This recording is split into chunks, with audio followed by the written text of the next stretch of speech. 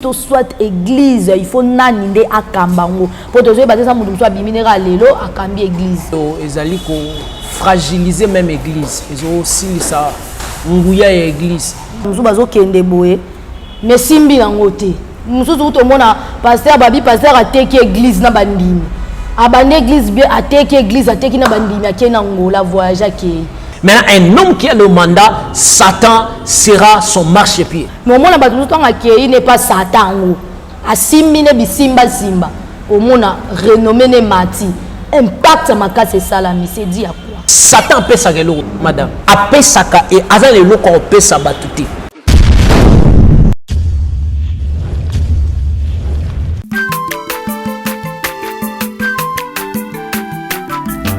Azamwana motote. Sangai abongwa ni pete po awangana Nzambe ya le Nazarien le Nazarien le Nazarien le Nazarien bana kitoko koma mukondima atako babakola ke mafuta na musakolima lelo ya yobolingo bateli le Nazarien lipamboli oyo mona na katempeni mama kandelobi kolapye mapapu masope mafuta tokokesikana longo na nzambe oyo babenga na makomi Jésus. Merci beaucoup nabalandi nyonso ya le Nazarien TV. Merci pour notre confiance. Au message na coupé sa biso. Bonne fête na ba maman nyonso na bikeza mois de la femme, ba femme bazako se réjouir na monde entier mobimba.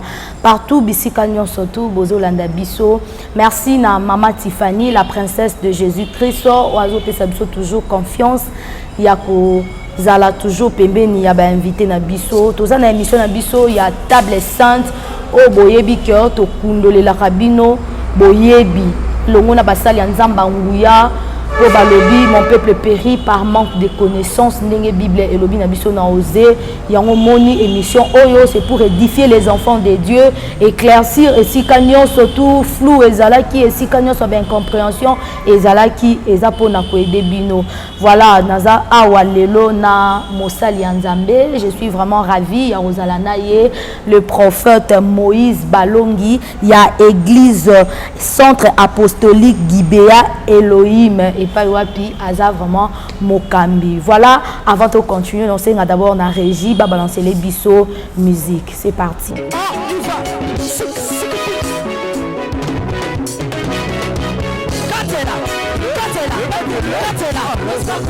Allez, Katela.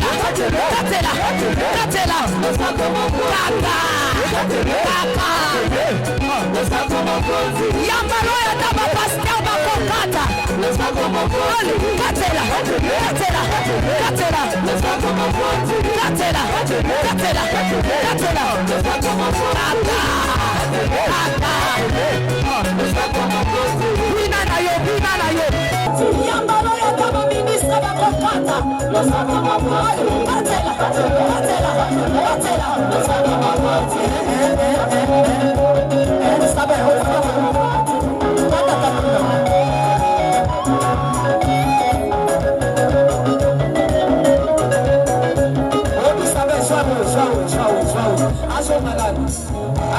Eli.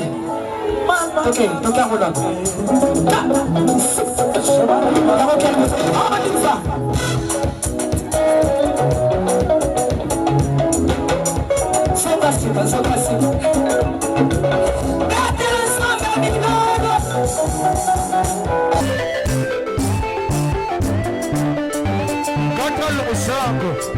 Nazokatela nzambe le sako na sesiko.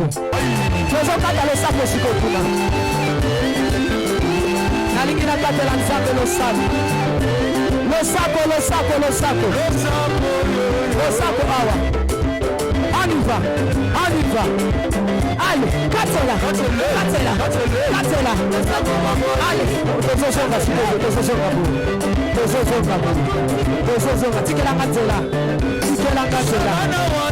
tikela katela.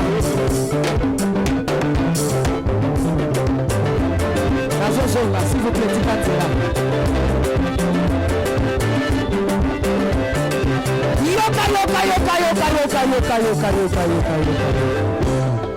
Olingi libal, olingi kopot, olingi mosala, bona nini?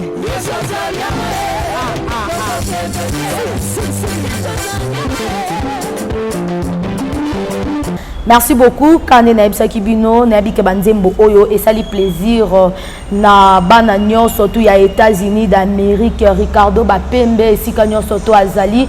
Merci beaucoup na bino nyonso couple Guy Labala de la part ya maman Tiffany kuna na Afrique du Sud.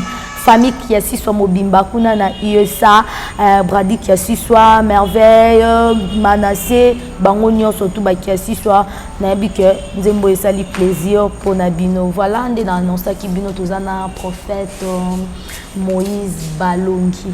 Bonjour prophète. Bonjour maman. Toza vraiment nécessairement makasi ya Hollanda yo hein.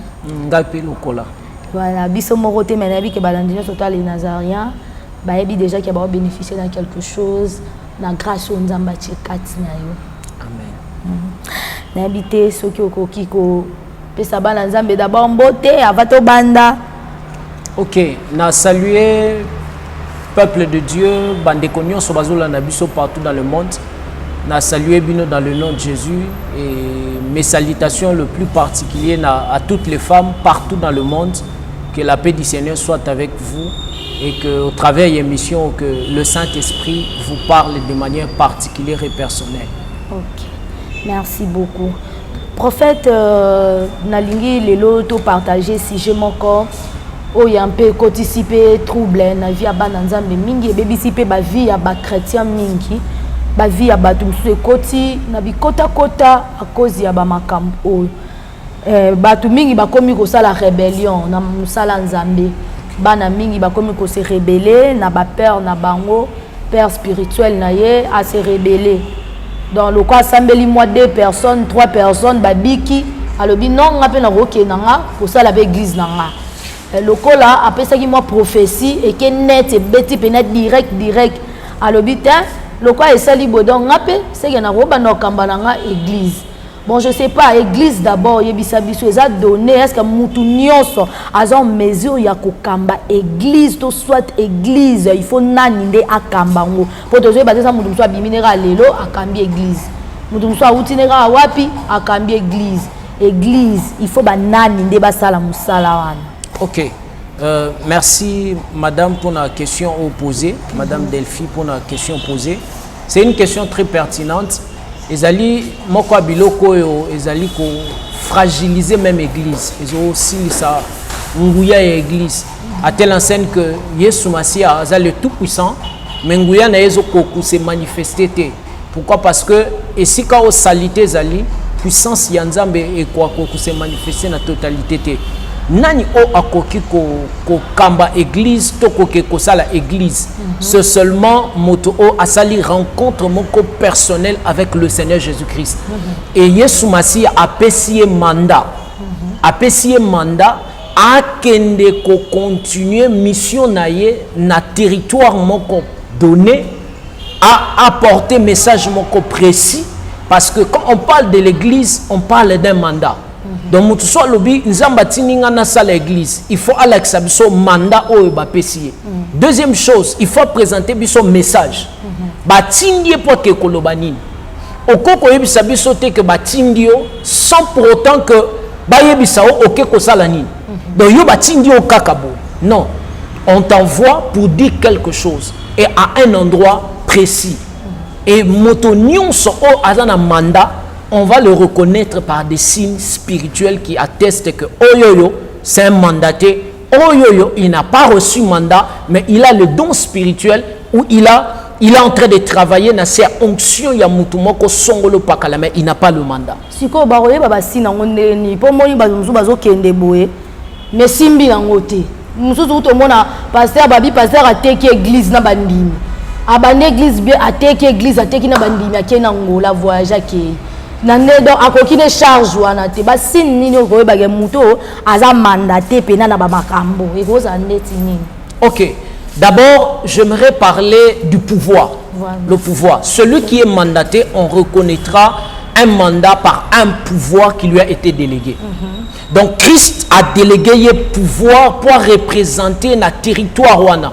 Afin que a continuer mission ya Christ a présenté dans le livre de Luc l'esprit du Seigneur est sur moi, il m'a oint pour annoncer la bonne nouvelle aux pauvres, renvoyer libre les opprimés, guérir ceux qui ont le cœur brisé et libérer les captifs. Mandat wana Christ a silisi yangote.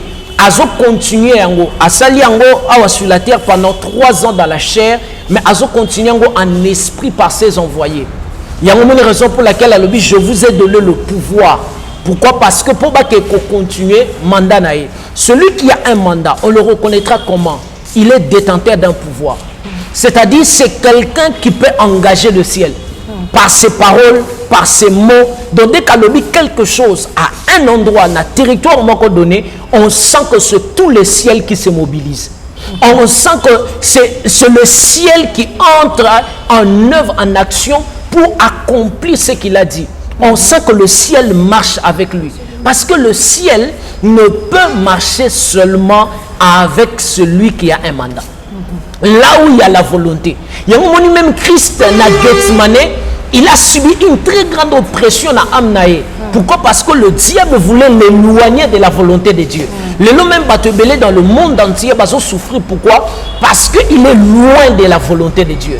Madame, si vous êtes loin de la volonté de Dieu, un chrétien né de nouveau, mais si vous êtes en dehors de la volonté de Dieu, vous allez être victime des démons. Victime de multiples souffrances. Pourquoi? Parce que Dieu ne sera pas avec vous. Amen. Dieu ne peut accompagner seulement Eloko Oyemoko Atindi. Eloko Oyemoko Aza initiateur à cause de la peine à Simana Yango. Albi, je marche derrière ma parole pour l'accomplir. Une manière aussi à Koloba, je marche derrière ma vision. Je marche derrière mon mandat pour l'accomplir. Mandat au Motoyambi, c'est le mandat du Seigneur. Lui-même, il sera là. Il y a un moment où apôtre Bazala qui mandaté. Sotali na livre ya Marc 16, 20 Bible, ils s'en allèrent prêcher. Et le Seigneur confirmait la parole par des miracles qui l'accompagnaient. Pourquoi? Parce qu'ils étaient dans le mandat. Ce qu'ils faisaient, ils étaient envoyés pour faire ça. Donc, Moutou Oyo, Azali n'a mandaté. Le ciel, il ne peut pas engager le ciel. Amen. Il ne peut pas engager le ciel. Et beaucoup reconnaître même instabilité na ba bataille invisible. À cause de la victime, il y a plusieurs échecs dans le monde spirituel. Na ba bataille nyonso invisible à cause risquer azalaka toujours vaincu. Mais or, Satan c'est un ennemi vaincu et dépouillé. Mais même dans le monde entier, ils combattre Satan dans le col Aza Namakasi. Azali, non, c'est un ennemi vaincu. Azana Ngouya poussé du monde. Mais pour ceux qui sont en Jésus-Christ, il a été vaincu, il a été dépouillé de toute sa force et de toute sa puissance. Maintenant, un homme qui a le mandat, Satan sera son marchepied. Non, il y a qui mesa. Ah, atanya ukondoko. Namona yo. Nachayo na mwamba. La minute on a 4 à katikata saga fufu. Oui, alors est-ce que tu bonjour. Boni. Et l'autre côté, et puis qu'il y a mon bureau à travailler des micros. Donc dès que ça on a eu galère à niveau 0. Tout ça là boy. Moi il n'a bon vraiment mingité. Mais nazo tchela bino moi mukio naza nango na agence mon boy Nazareta. Sarita c'est du sérieux. Oh. Maman, comment est bon donc yo pesa au fouti mbongo kuna partir à poto biso to ya to jibilo. Na bengi ya Scotty. Agence moi ifongami comme na Nazareth. Na kufie. Agence lisusu. Ndeke sansu mulongo kuna. Pour cela susu. Kuna iza mamba mulongo te. Ye si fouti mbongo kuna partir à poto biso to zoke ko récupérer biloko oli. Ah tika boyeko. Yiso mona makama bongo na monte. Bat papa si mbongo kuna biloko récupérer biloko oli na agence. Ezalaka. Mais yango ibandi.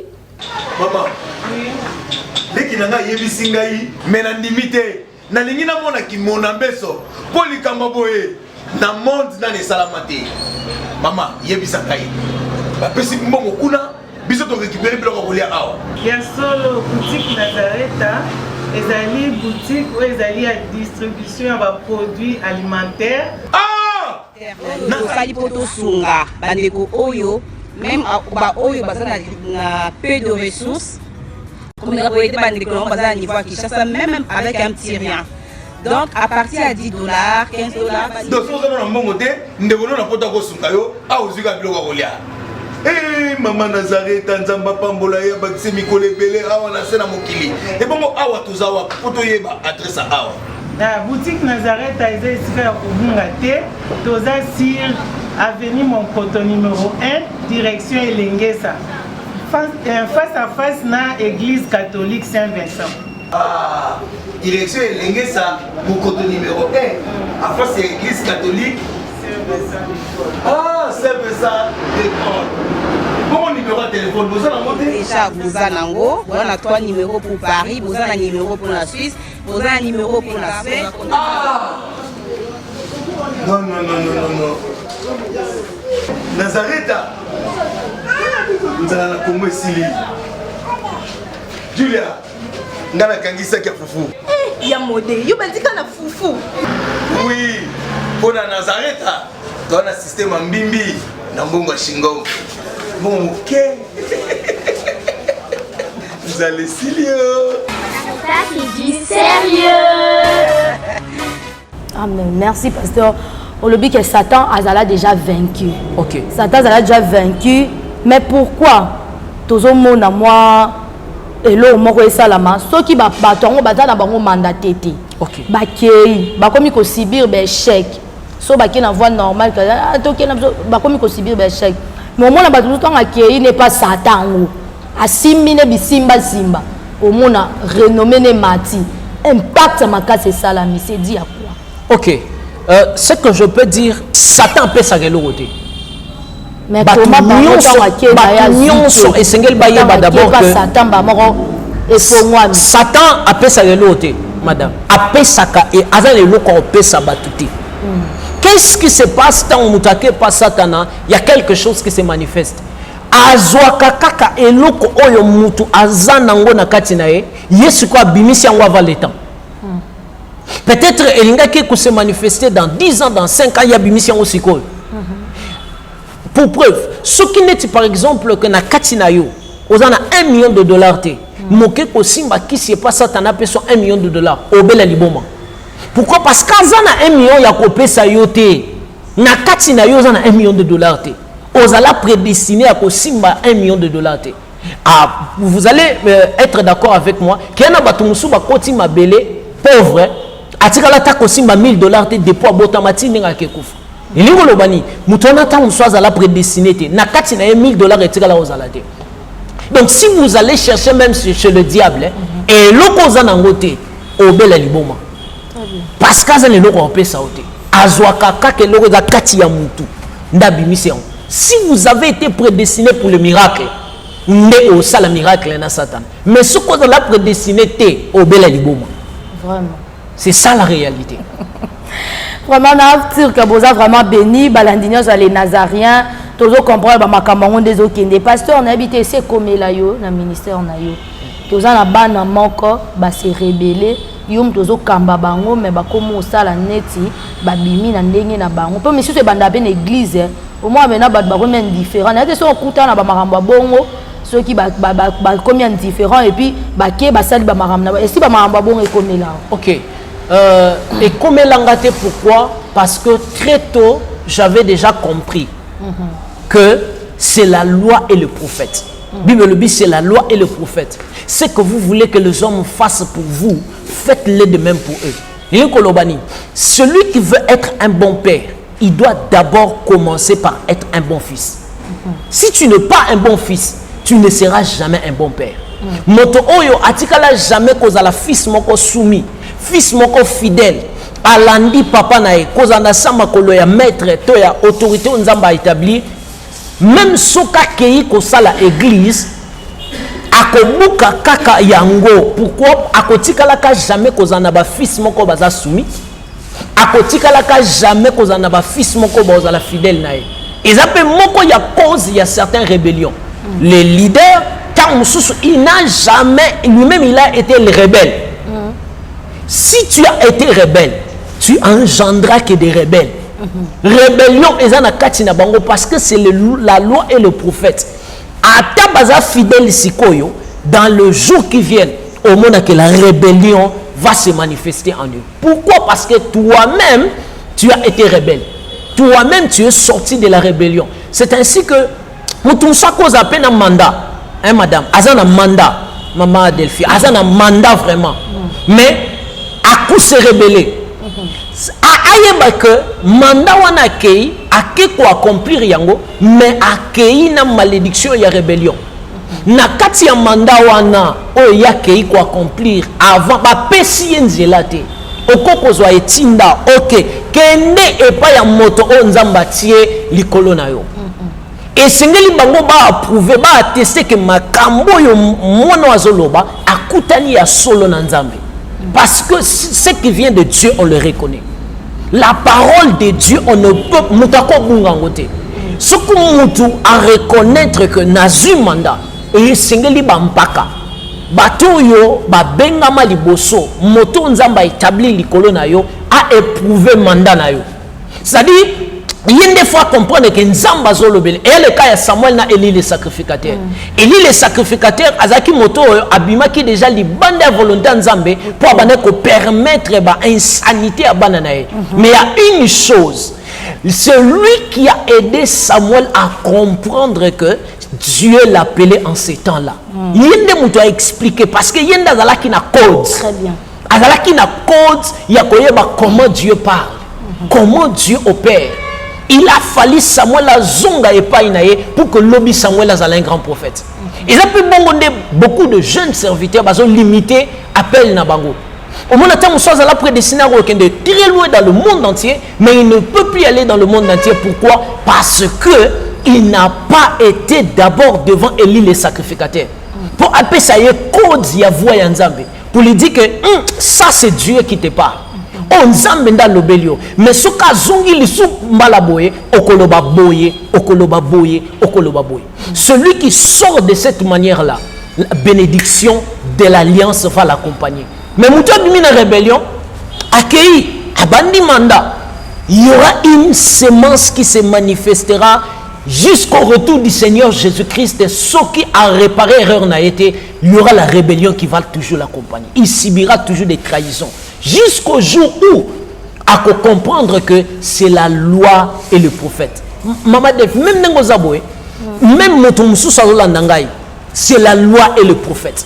Oh yo yo salakabatu, yeba ba o sala yo yango. Avant o zonga, o zongi sam molimo ne pas nzambe, il y aura toujours des gens au ba o sala. O zongi ko la batu, yope ba onyo ko la. O zon maltraiter mutu, yeba yo zon maltraiter ba travailleur. Yeba yope ba ko maltraiter yo tantôt d'une manière, tantôt d'une autre. C'est la loi et c'est le prophète. C'est qu'un homme aura semé, il le moissonnera. Ok. Pasteur, on le dit très bien, prophète Moïse. Mais il y a des gens qui sont Sibir, mais il faut que il faut peut-être y a pas droit azaki na se ya makolo penza ya mosali ya nzambe. Mais tant il y a commis le ministère bana msusu ba commis au salé moi ba aventure ba nini bon na éviter place là nous. Non mais quand ko abordant on a deux aspects. Le premier aspect est que d'abord et cause à la manque il y a enseignement. Manque il y a formation. Pourquoi? Parce que Moutou vous connaîtrez la vérité et la vérité vous affranchira. Moutou à cause à la canne a affranchi par la vérité qu'il a connue. Mais maintenant ceux qui ont exposé vérité, il n'y a pas moto moyen pas à la affranchir, à la dominer, à la soumis par une vérité exatée. Moutou ils manque il y a formation.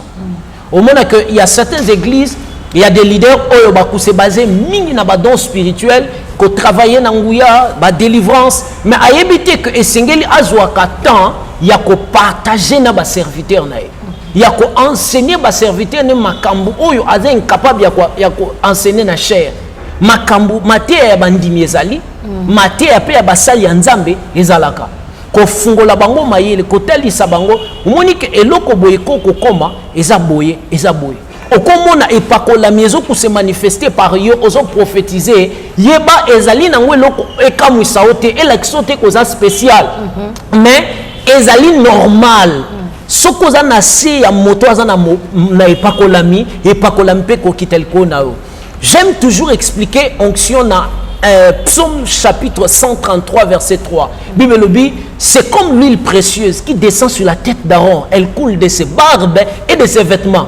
Et alors m'a foutu bandi na mutu et zumandef et kitina bilamba tie kozo mabele. C'est ça l'onction maman. Là où il y a l'onction et ko kitati na mandef.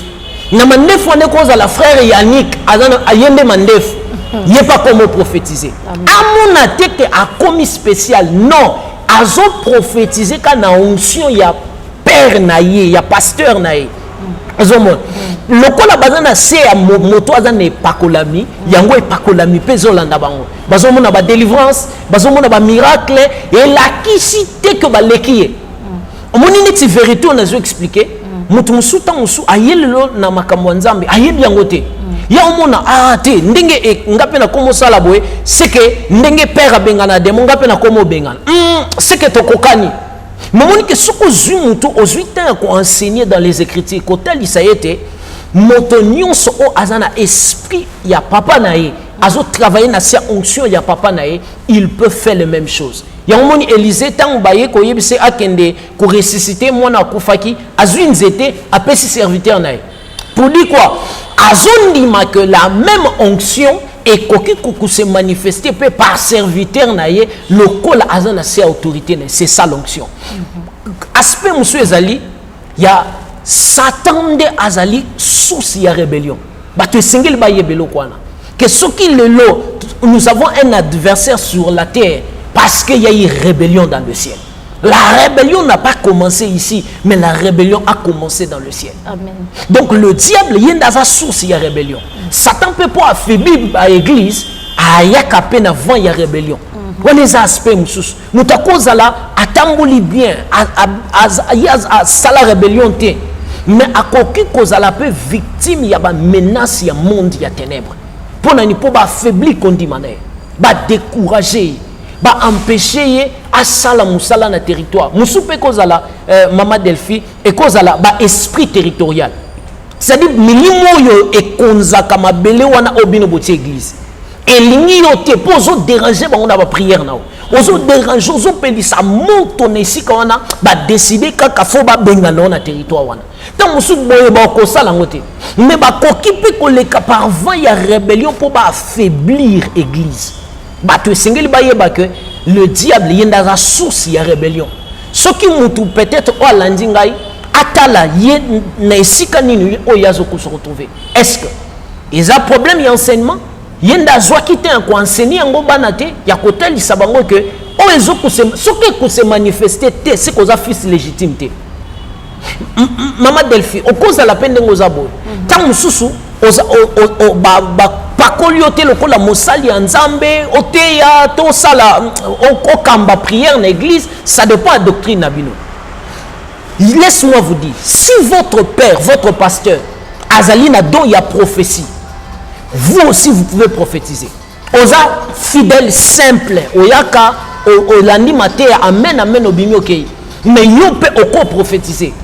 Koyeba ete donc il y a prophétie on eza yote au prophétiser pour en ancien il y a couverture il y a mutu moko o prophétiser. Donc même bandimi ba frère ba modérera ba sala orgueillité même bandimi ba kopé ko benga na ba démon ndenge ya osala. Pourquoi ceux qui basent na sa autorité à moto yo azana grâce azana ngolu ya délivrance. OK. Merci beaucoup pasteur. À part enseignement na ba démon.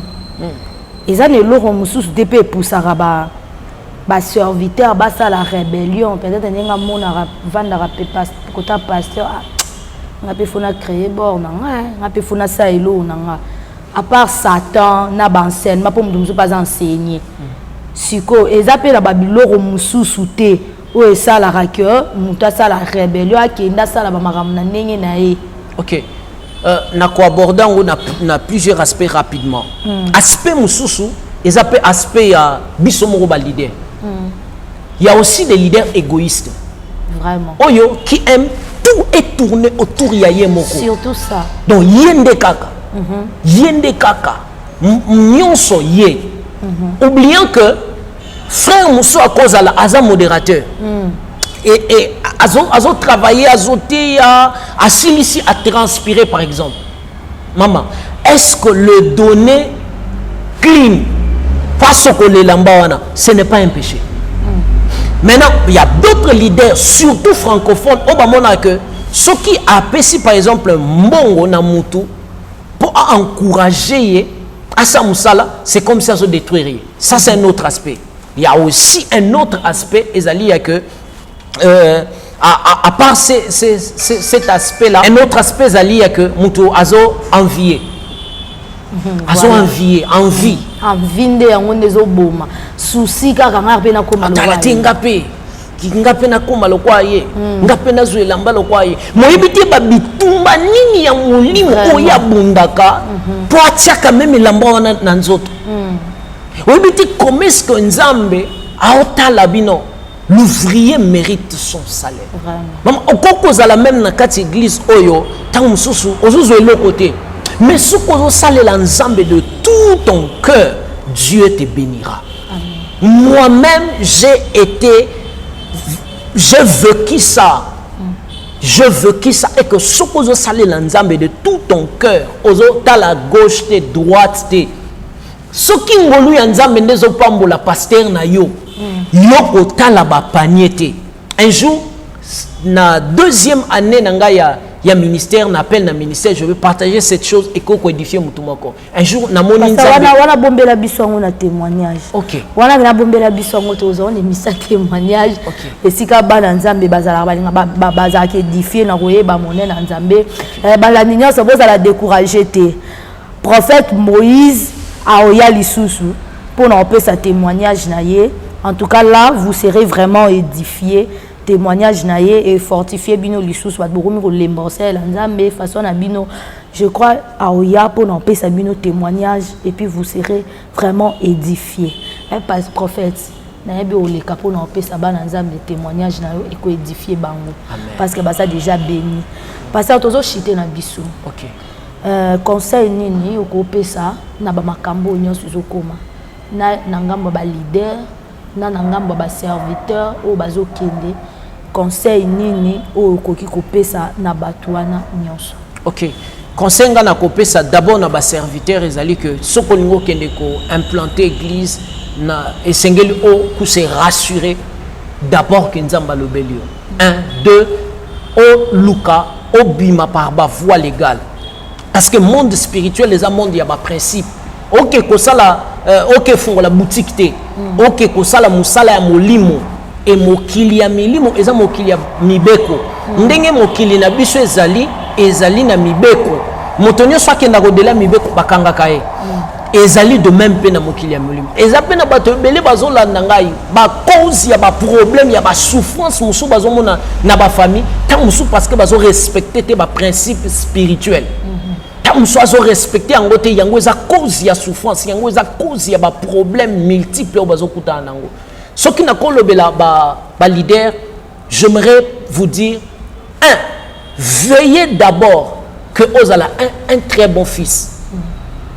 Ce que vous avez un très bon fils, tu auras aussi des très bons fils. Ce que vous avez soumis, vous pouvez se soumettre pas parce que c'est la loi et le prophète. Ce que vous avez soumis, vous pouvez jamais comme on a battu pour se soumettre.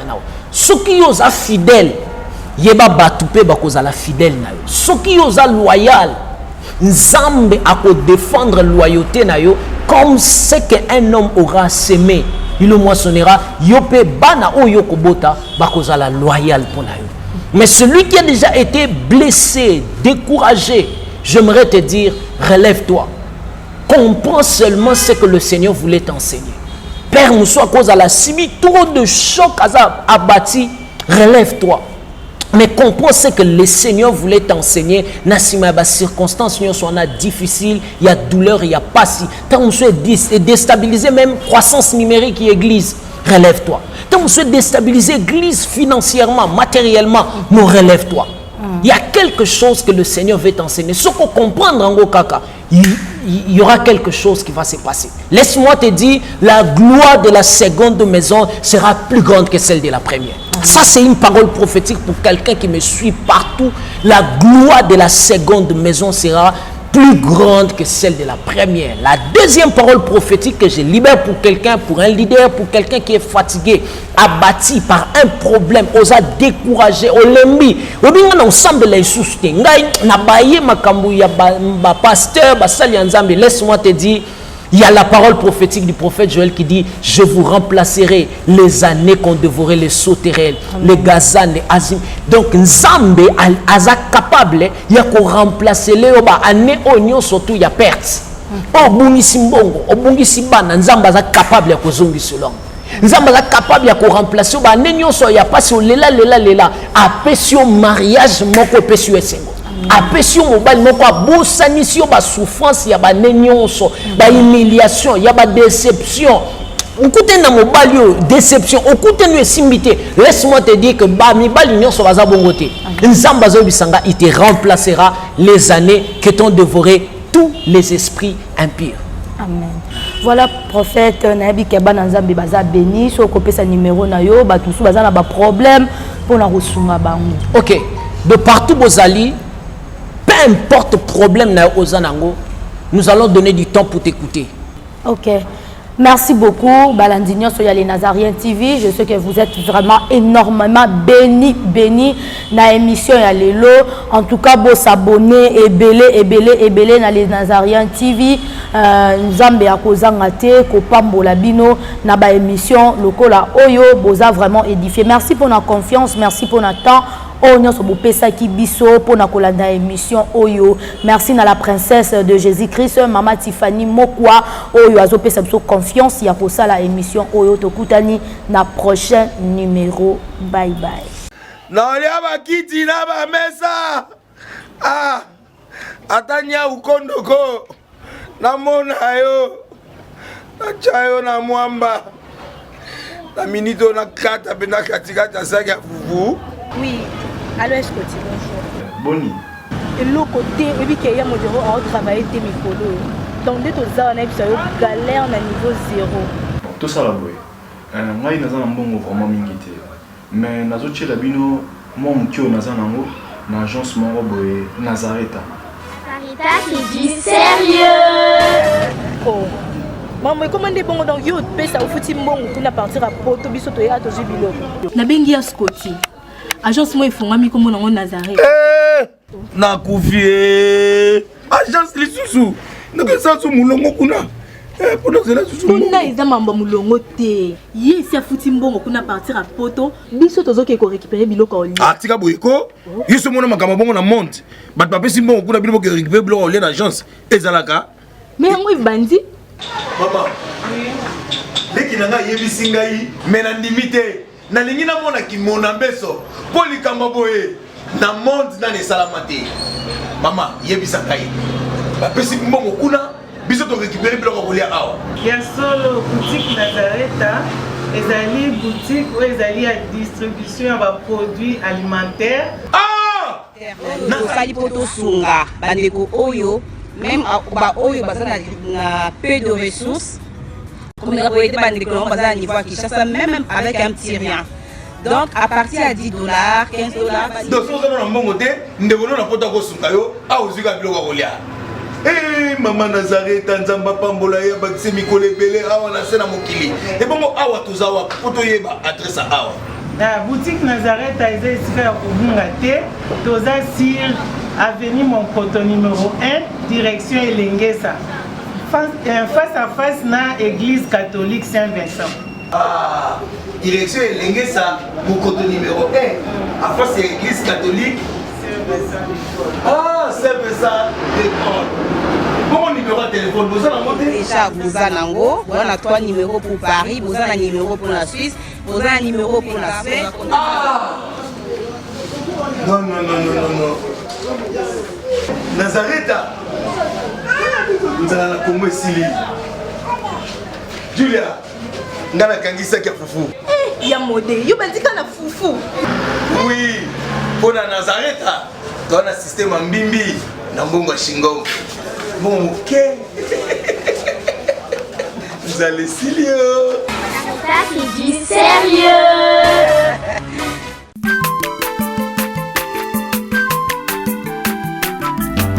Aza mwana moto te po akosa ngai abongwani pe te po awangana Nzambe ya le Nazarien, le Nazarien, le Nazarien, le Nazarien. Ebana kitoko koma mokondima atako bapakolaki mafuta na mosakolima lelo yayo bolingo ebateli le Nazareth lipamboli oyo emonanaka tembeni mama kantelobi kolapie mapapu masope mafuta tokokesikana elongo na Nzambe oyo babenga na makomi